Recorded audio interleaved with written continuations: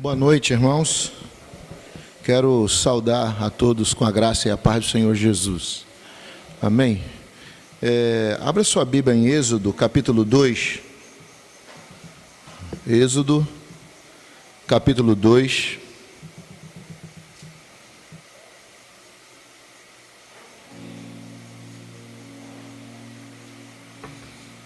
Êxodo, capítulo 2, verso 23.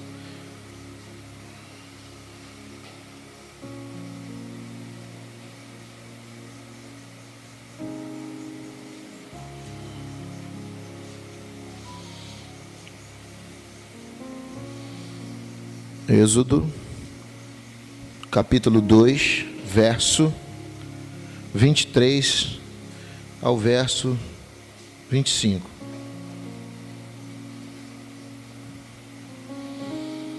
Podemos ler? Amém? Vamos da igreja se colocar de pé para nós lermos a palavra do Senhor.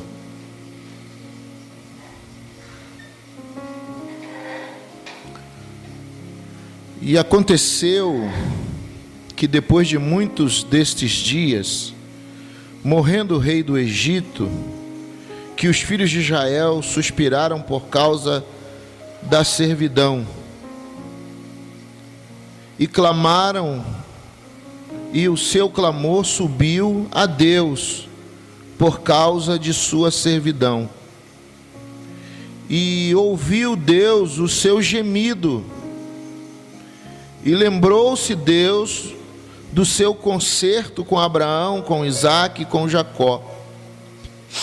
E atentou Deus para os filhos de Israel, e conheceu-os Deus. Amém?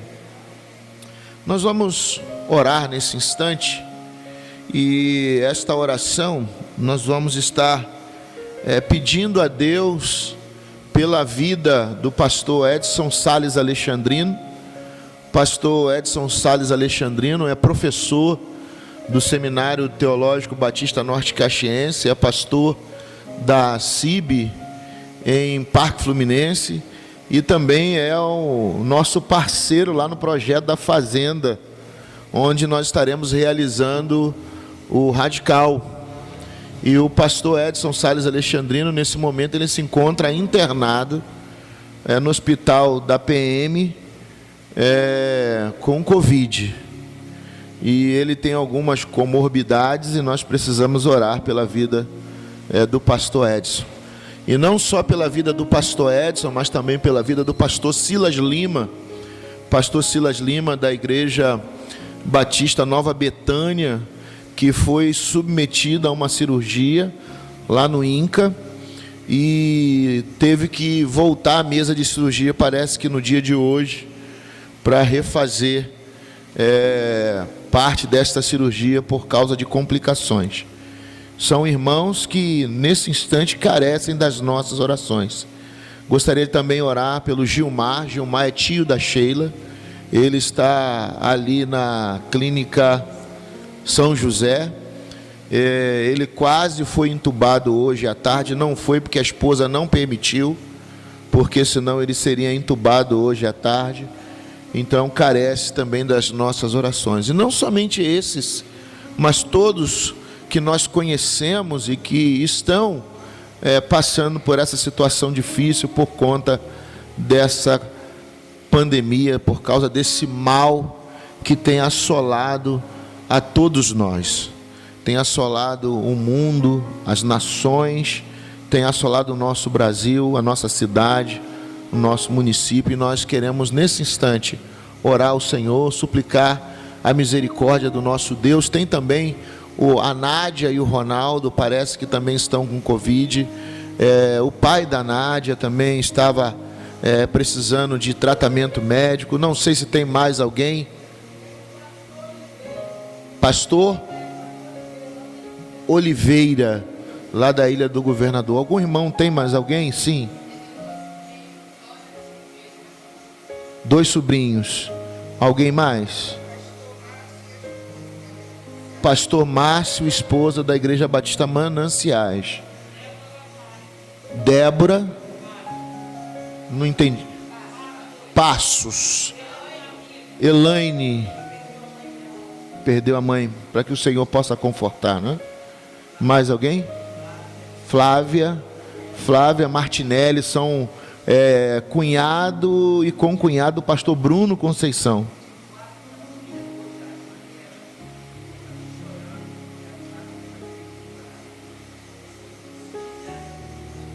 Amém, vamos orar. É muita gente, irmãos, muita gente padecendo, e somente a misericórdia do Senhor, não tem outro jeito, somente a misericórdia do Senhor. Nós estamos aí aguardando ansiosamente a vacina, né? Mas a vacina não traz segurança nenhuma. O tratamento precoce também não traz segurança nenhuma. Ou seja, na realidade nós estamos numa situação, irmãos, que somente o Senhor. É claro que nós queremos que os cientistas, que os médicos, que aqueles a quem Deus deu inteligência, sabedoria desse mundo, em ciência e outros assuntos, descubram soluções. A nossa oração é essa, e o nosso desejo é esse. Mas nós precisamos do fundo do nosso coração buscar o Senhor. Só o Senhor nosso Deus, só o Senhor pode resolver essa situação. Bom seria que todas as igrejas deixassem as suas controvérsias de lado, deixassem suas diferenças de lado e se unissem em oração, pedindo a Deus socorro. Bom seria que os pastores deixassem a política denominacional de lado, deixassem seus interesses pessoais de lado, porque o que tem atrapalhado a nossa busca pelo Senhor são os interesses pessoais de cada um. Cada um tem um interesse, cada um tem um desejo, cada um tem uma vontade, quando na realidade nós teríamos todos nós que abrir mão de tudo e dizer: Senhor, tem misericórdia de nós. Tanto aqueles que defendem políticas antagônicas, diferentes, nós deveríamos nos unir nesse momento, esquecer tudo isso e dizer: Senhor, tem misericórdia da nossa vida, tem misericórdia da nossa família. Esquecer essa questão de opinião, a minha opinião, sua opinião. Não, agora não importa a opinião, o que importa é que Deus venha intervir nessa situação, que Deus venha operar, porque Deus é o único capaz de acabar com tudo isso assim, ó. É o único capaz. Por quê? Porque Ele é o Criador de todas as coisas, Ele é o Senhor de todas as coisas. E a Bíblia diz que se nós clamarmos a Ele, se nós buscarmos a Ele, se nós nos humilharmos diante dEle, Ele ouviria a nossa oração, Ele ouviria o nosso clamor. Então vamos clamar ao Senhor. Gostaria de convidar você a se colocar de joelhos, se você puder. Não puder, não precisa não, mas se você puder, vamos nos ajoelhar, vamos falar com Deus nesta hora de oração, fazendo uma súplica, levantando uma súplica por nossos irmãos, por nossos pastores, por nossos filhos. Vamos levantar um clamor ao Senhor.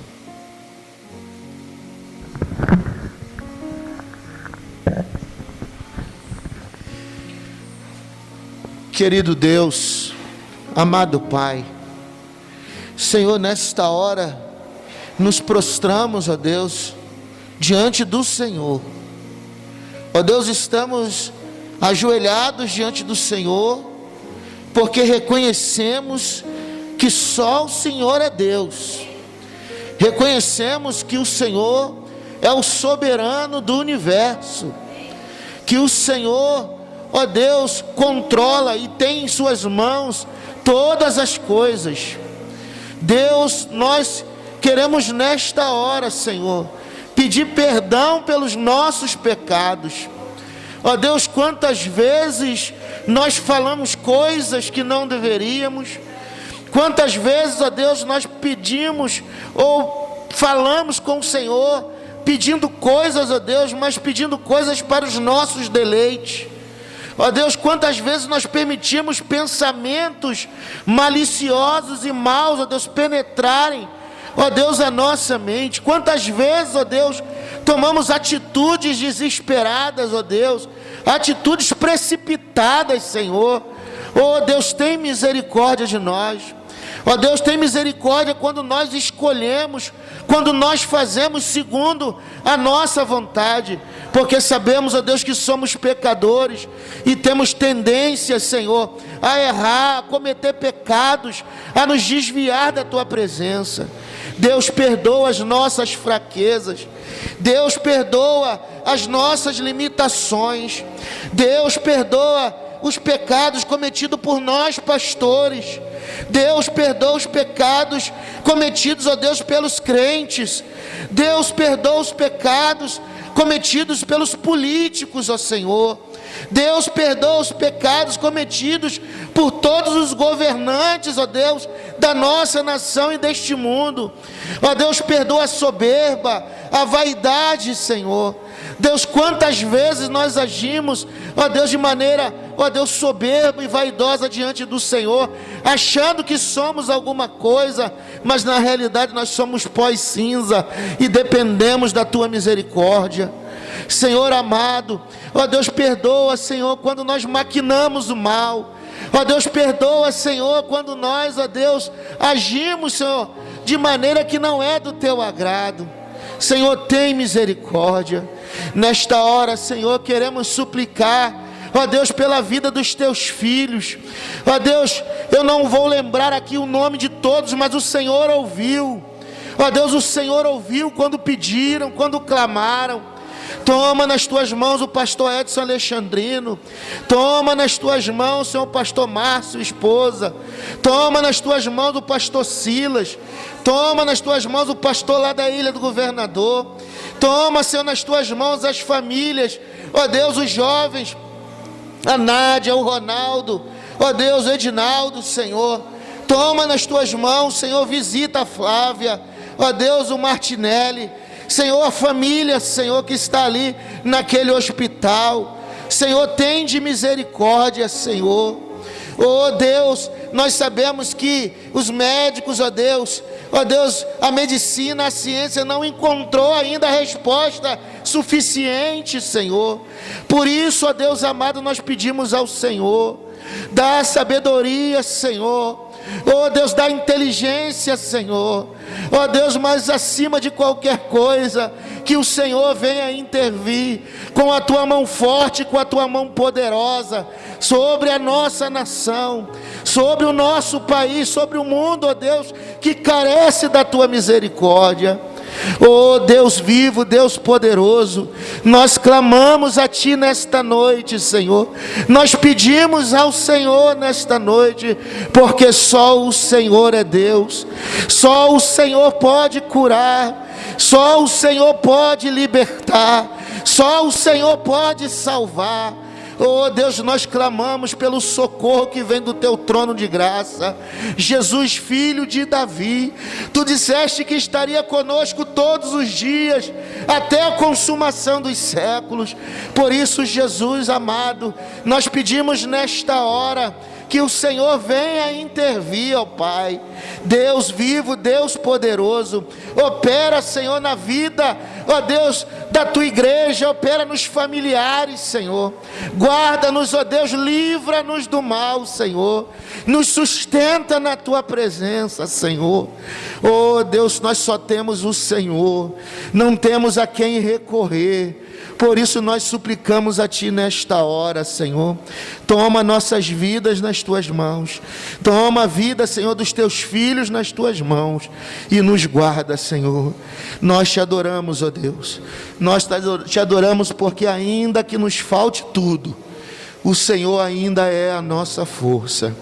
Ainda que nos falte a vida, O Senhor é a vida, porque a tua palavra diz que ainda que nós estejamos mortos, nós viveremos eternamente na presença do Senhor. Nós confiamos no Senhor e pedimos a tua direção, a direção do teu Santo Espírito. Oramos em o nome de Jesus, aquele que vive e reina para todo sempre. Amém e amém. Em espírito, em verdade, te adoramos, te adoramos. Em espírito, em verdade, te adoramos, te adoramos. Rei dos reis e Senhor, te entregamos o nosso viver. Rei dos reis e Senhor, te entregamos nosso viver para te adorar, ó Rei dos reis. Foi que eu nasci, ó Rei Jesus. Meu prazer é te louvar, meu prazer é estar nos átrios do Senhor. Meu prazer é viver na casa de Deus, onde flui o amor. Amém. Louvado seja o nome do nosso Deus, a Ele toda a honra, toda a glória, todo louvor. Você pode assentar. O texto que nós acabamos de ler, ele fala do clamor do povo do Senhor.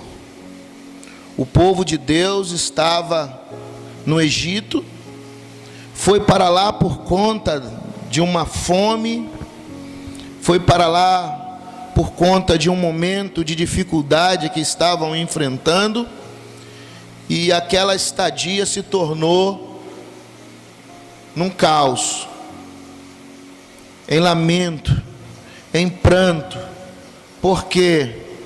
Porque de visitantes se tornaram escravos, e por conta da escravidão estavam sofrendo, passando por humilhação, passando por opressão. A dor era muito grande. Você imagina, ou já imaginou, o que é viver debaixo de escravidão? Nós não temos nem noção do que seja. Nós só conhecemos a escravidão por conta dos livros de história que nós estudamos. Nós só conhecemos a escravidão por conta das narrativas que chegaram até nós, mas nós não sabemos o que é. Nós tentamos imaginar o que seja, mas só em pensar no fato de você não ter liberdade para ir e vir aonde você quiser, você não ter liberdade nem direito de receber um salário, um pagamento por conta do seu trabalho, você não ter a possibilidade de dizer, ó, essa terra é minha, ou essa casa é minha, você não ter nem o controle sobre os seus filhos, porque até mesmo os filhos que os escravos tinham, não pertenciam a eles, pertenciam aos seus donos.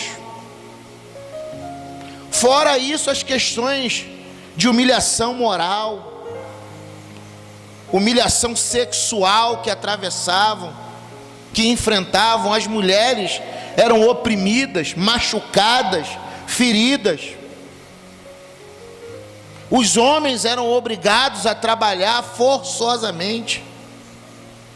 Hoje nós trabalhamos porque precisamos, e alguns até porque gostam, embora tenha muita gente que não gosta de trabalho. Mas nós trabalhamos, nós gostamos de trabalhar, porque o trabalho, ele traz o quê? Traz renda. O trabalho traz recurso, e através do recurso que nós adquirimos em relação ao trabalho, nós compramos as coisas que nós almejamos. Mas aquelas pessoas que estavam ali, elas não tinham essa liberdade. Elas não tinham essa liberdade. Estavam sofrendo, estavam sendo oprimidas, maltratadas, e elas decidiram clamar ao Senhor. No entanto, naquela cultura, muitos, não sei se você sabe disso, não queriam largar a escravidão.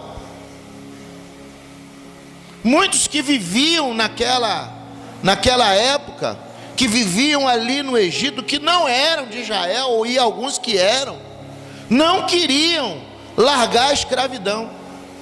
E por que não queriam largar a escravidão? Porque dependendo do tipo de escravo que ele se tornasse, a sua vida poderia ser muito tranquila. Por exemplo, se eles se tornassem escravos dos templos dos deuses egípcios, a vida deles seria uma vida um pouco mais confortável. Não teriam liberdade, mas teriam um pouco mais de tranquilidade, e por conta disso não queriam largar a escravidão. No antigo Egito existiam pessoas que pagavam para serem escravas, pagavam para se tornarem escravas. Elas se tornavam escravas nos templos das divindades para não trabalharem de maneira forçada. Porque se você não fosse escravo do templo, você teria que trabalhar na construção civil. E naquela época, a construção civil não tinha os aparatos de segurança e nem os equipamentos que existem hoje de proteção ao operário. Muito pelo contrário, muitos acabavam morrendo nas construções. Muitos acabavam morrendo por conta do excesso de trabalho e cansaço. E alguns, por saberem disso, decidiam trabalhar como escravos voluntariamente, para não terem que trabalhar de maneira forçada. A escravidão naquela época se dava por dois motivos. Um era a pobreza. Se a pessoa empobrecesse e acabasse na falência, ela tinha que pagar as suas dívidas, se tornando escrava do outro. E a outra forma de se tornar escravo era quando perdia um combate, quando ele ia lutar com alguém, um combate singular, e acabava perdendo o combate. Ele se tornaria escravo do vencedor. Isso aconteceu lá no Egito. E o povo de Deus se tornou escravo por conta, não de pobreza e nem por conta de combate, mas por conta do crescimento. Era um povo que crescia muito, era um povo que se desenvolvia muito, e por conta disso, o medo dos egípcios fizeram com que eles se tornassem escravos. Nos dias de hoje, a gente consegue ver pessoas que não querem largar a escravidão, pessoas que não querem largar a escravidão do pecado. E por que não querem largar a escravidão do pecado? Para não terem que se esforçar em manter uma vida íntegra, santa e digna diante do Senhor. Porque para manter-se íntegro, para manter uma vida de santidade, para manter uma vida de dignidade diante do Senhor e diante de todos os homens, é necessário esforço, é necessário renúncia, é necessário abrir mão. E muitos não querem abrir mão da escravidão do pecado, porque não querem pagar o preço de servir a Cristo. Não conseguem entender que se aderirem ao Cristo, ao Filho do Deus vivo, eles não se tornarão mais escravos, eles não serão mais escravos, porque o Senhor Jesus mesmo diz que Ele não nos reconhece e não nos chama de escravo, mas sim de amigos. Se submeter a Cristo significa viver em paz, significa viver em liberdade, significa ter salvação, vida garantida. Mas ainda assim, mesmo sabendo disso, muitos rejeitam e preferem continuar na escravidão do pecado, porque acreditam ser ou ter menos esforço. O povo que estava vivendo naquela condição, o povo que havia recebido as promessas do Senhor de prosperidade, de crescimento, promessas de se tornarem um povo abençoado e abençoador. Esse povo lembrou-se dessas promessas e clamaram ao Senhor.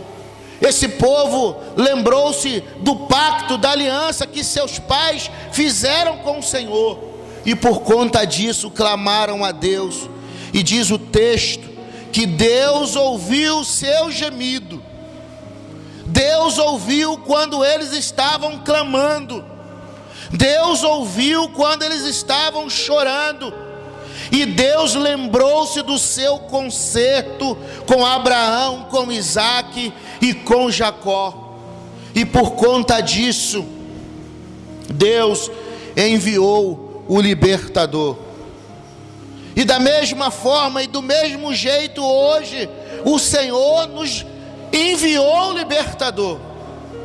libertador que é Cristo Jesus, o libertador que entregou-se a si mesmo para morrer, pagar o preço do nosso pecado e nos trazer libertação. Naquele tempo, Moisés, o libertador do povo, a tipificação do Cristo, ele enfrentou a Faraó. Ele enfrentou a Faraó sobre a autoridade e sobre a direção do Senhor. Deus enviou 10 pragas, e cada uma daquelas pragas tinha um significado. Por exemplo, a praga da água se tornar em sangue era uma ofensa ao Deus Nilo, do rio. Por quê? Porque os peixes foram mortos. Ali Deus estava mostrando para os egípcios que Ele era mais poderoso do que o Nilo, que para eles era responsável por trazer a vida. Moisés mostra para os egípcios que maior era Deus. A segunda praga, a praga das rãs. E por que as pragas das rãs? Porque existia uma deusa chamada Requete, e que era uma mulher com cabeça de rã. Ela era considerada como responsável pela prosperidade, era responsável pelos livramentos ao povo. E Deus mostrou que Ele era mais poderoso e que Ele controlava também a Requete. A terceira praga foi a praga dos piolhos, uma praga que o Senhor colocou nos homens e no gado, mostrando a limitação de Tote, Tote era uma outra divindade que era conhecida como criador do conhecimento, da sabedoria, da arte e da magia no Alto Egito. E no entanto, Tote não conseguiu parar com a praga dos piolhos contra os homens e contra o gado. A quarta praga, o enxame de mosca, infestando todo o país, mostrando a diferença dos egípcios para os israelitas, que não foram afetados. Enquanto no Egito as moscas estavam lá atacando, enchendo todo o Egito, lá em Gósen, onde o povo de Deus estava, não havia uma mosca sequer. Deus estava livrando o povo ali em Gósen. A praga da pestilência contra o rebanho, contra os animais, foi avisada com antecedência, mas eles não acreditaram. Eles acreditavam em Apis. Apis era o deus sagrado de Mênfis, era um boi. Eles acreditavam em Hathor, uma vaca celestial, protetora da gestante e da fertilidade em todo o Egito.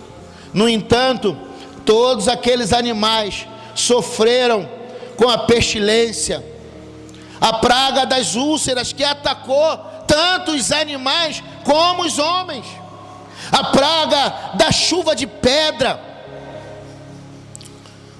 que caiu do céu, Deus mostrando que tinha o controle de todas as coisas da natureza. A praga dos gafanhotos, aquilo que as pedras, que a saraiva não destruiu, os gafanhotos vieram e destruíram. Os deuses egípcios perderam a batalha, e perderam a batalha comprovadamente na noite das trevas, a nona praga. Sabe por que ficou tudo escuro? Sabe por que ficou tudo escuro e ficou tudo em trevas? Porque havia uma crença de que os deuses egípcios, eles lutavam contra Apófis. Apófis era um culto, era uma divindade cujo culto era proibido. Apófis era uma serpente do mal, e essa serpente do mal, ela atacava à noite, e durante a noite os deuses egípcios lutavam contra todos os deuses, Tote, Sete, Osíris, Horus, todos eles lutavam contra Apófis. E quando amanhecia o dia, o sol nascia, eles acreditavam que os deuses egípcios venceram Apófis, que era a noite. Só que naquele dia não houve dia, o sol não nasceu, houve trevas. E Moisés disse que quem ordenou aquelas trevas foi o Deus de Israel. Ou seja, os deuses egípcios não conseguiram vencer Apófis. Era isso que significava aquela noite de trevas. Até que por último veio a 10ª praga, que foi a morte do primogênito. A morte do primogênito dos animais, dos homens. Um maior vexame para todos os deuses egípcios que não conseguiram guardar, proteger os seus primogênitos, tanto de animais como dos homens. E ali naquele momento, Deus mostrou quão grande Ele era. Deus mostrou quão grande Ele é. E o povo conseguiu sair do Egito. Deus libertou o seu povo. O seu povo clamou, o seu povo suplicou, o seu povo chorou, e Deus enviou o escape. Deus enviou a libertação. Olha quantas coisas aprisionavam os egípcios, quantas crendices dominavam os egípcios, e Deus mostrou que Ele era maior do que todos eles. E não é diferente hoje, irmãos. Não é diferente hoje. Deus é maior do que todos os poderes desta terra. Deus é maior e mais poderoso do que qualquer ação humana que nós venhamos reconhecer e ver nessa terra. E para que Deus possa agir, para que Deus possa mover, nós precisamos fazer o quê? O que nós precisamos fazer? Clamar ao Senhor. Nós não temos que fazer grandes coisas, nós não temos que fazer coisas extraordinárias, nós não temos que fazer coisas performáticas, nós não temos que chamar a atenção mostrando que temos sabedoria ou conhecimento. Não precisamos de coisa alguma. A única coisa que nós precisamos fazer é dobrar os nossos joelhos e clamar ao nosso Senhor por socorro. E quando nós clamamos ao Senhor por socorro, Ele envia a resposta. E o Senhor já enviou a resposta. O Senhor já enviou a resposta para cada um de nós. O Senhor já enviou a resposta para a nossa vida, para a nossa casa, para os pastores que estão enfermos, para os irmãos que estão enfermos. Sabe qual é a resposta? A resposta é Jesus. A resposta é Jesus Cristo. Ele enviou o seu Filho amado para que Ele viesse e para que Ele aqui morresse no nosso lugar, pagasse o preço do nosso pecado. A Bíblia diz que Ele tomou sobre si as nossas dores, e sobre as pisaduras dele nós fomos sarados. A igreja do Senhor Jesus, ela já está de posse da solução. A solução é a vida eterna. A solução é a esperança em Cristo Jesus, o nosso Senhor. A esperança está naquele que morreu, derramou o seu sangue, e através do seu sangue pagou o preço do nosso pecado e nos trouxe libertação. Agora não resta fazer. Sabe o que nos resta fazer? Aquilo que está lá no capítulo 12 de Êxodo. Abre lá.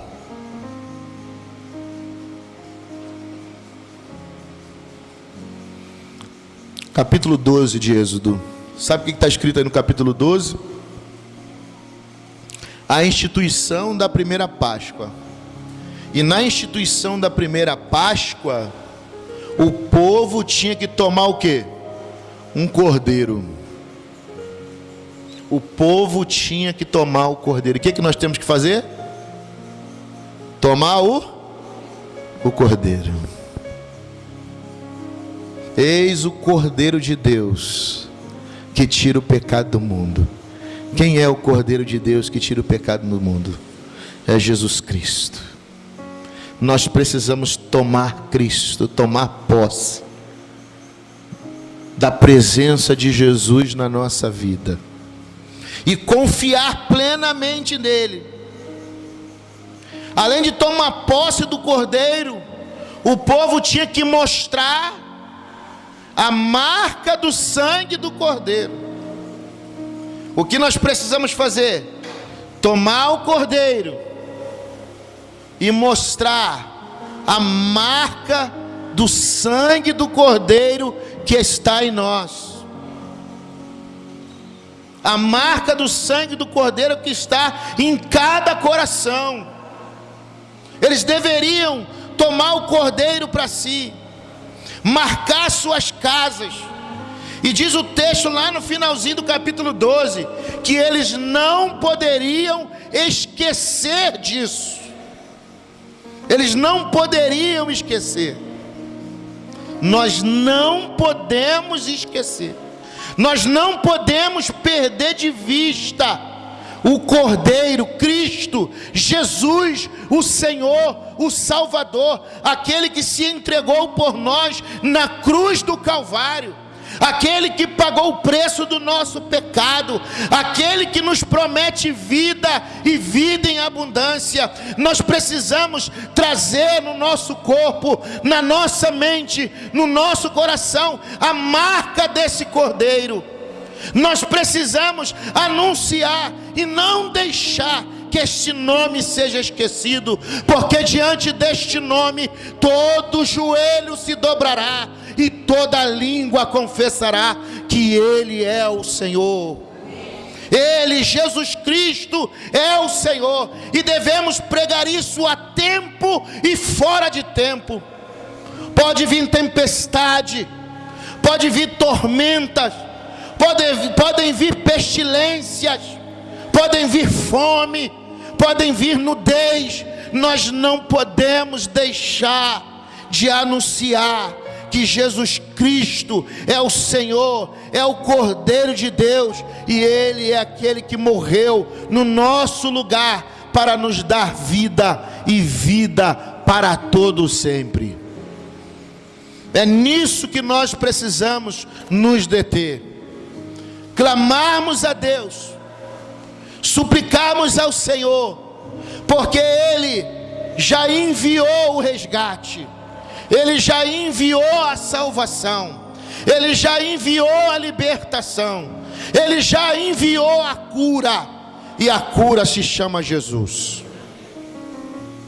E na autoridade do nome de Jesus, na autoridade do nome do Senhor Jesus, nós queremos abençoar cada família, cada lar, cada homem, cada mulher aqui desta igreja, abençoar e dizer: seja abençoado no nome do Senhor Jesus.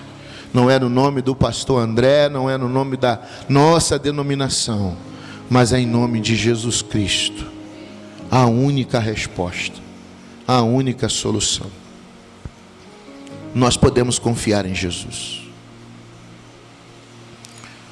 Um homem estava com seu servo muito enfermo, muito doente, e alguém disse para ele que Jesus tinha poder para curar o seu servo.